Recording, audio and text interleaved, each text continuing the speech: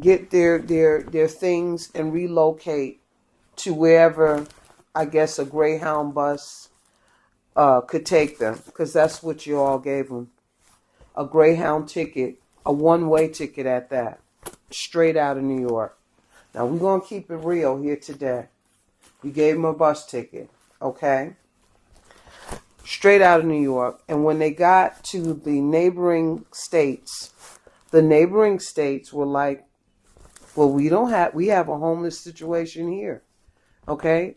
Guess who the primary or the main homeless people are when they get to the next destination? They look just like them. See? So all down that daggone line, the Mason-Dixon line and all of that stuff there, you got nothing but homeless black Americans being forced out of their land. Let me stick to the point. New York City, you've allowed the foreigners to move in and take over. What you was not contemplating when you were making these decisions was the day when they turn against you and they are not in agreement with your political decisions, political moves, political policies, etc. And I think what the black man said was very important, that, the Palestinians were literally, I can see them doing that. I mean, we know how the news does, and we know how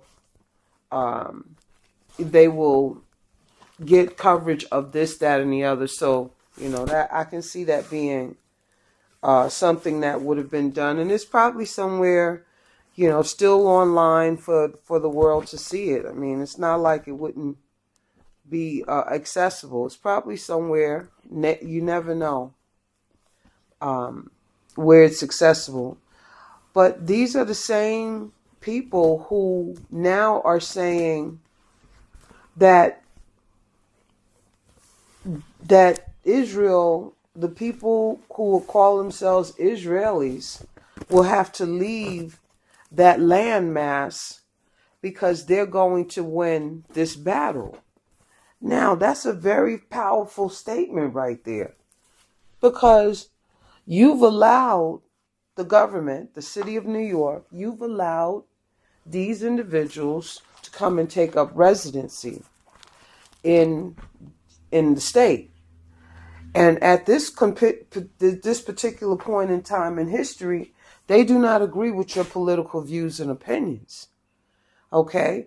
The Palestinians that you all have allowed, okay, not to mention all the other ethnic groups that are non-black. Okay, we're going to put the black Americans on hold for a minute, because I did leave off where once they get to the next neighboring state, whether it's New Jersey, Philadelphia, Virginia, North Carolina, South Carolina, Atlanta, Georgia, Florida, straight down the Mason-Dixon line, the people are like, well, why did New York send you here? We have a homeless problem here as well. Let's leave that there. We'll come back to that. You all allowed the Palestinians in.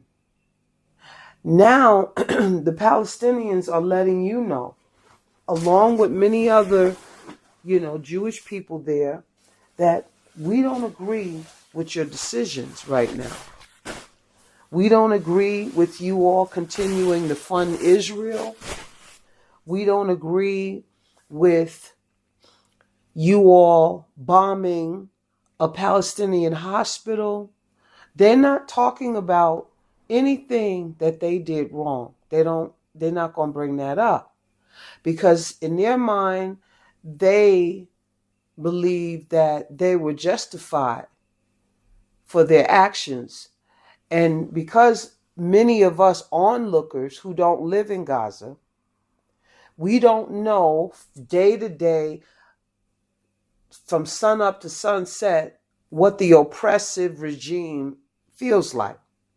See, only thing black people can know and tell you about is what the oppressive regime feels like being black. So when we sit down and think about it and put it together, we're like, okay, well, if this is how they treat us when they're oppressing us, then they probably are doing these same tactics over there in the Gaza Strip.